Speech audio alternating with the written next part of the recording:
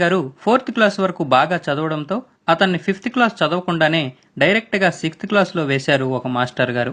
ఈ విషయాన్ని ఒక వ్యక్తి ఎంఎస్ నాన్నగారికి తప్పుగా చెప్పాడు.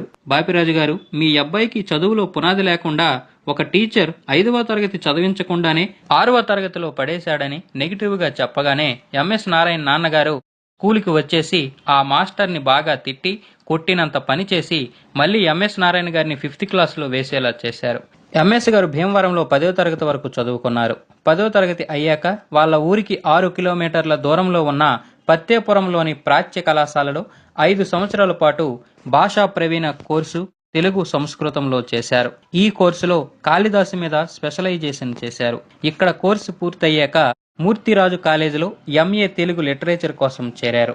ఆ కాలేజీలో పరుచూరు గోపాలకృష్ణ గారు లెక్చరర్గా పనిచేసేవారు. ఆయన దగ్గర ఎంఎస్ గారు శిష్యరికం చేశారు. ఆయన దగ్గర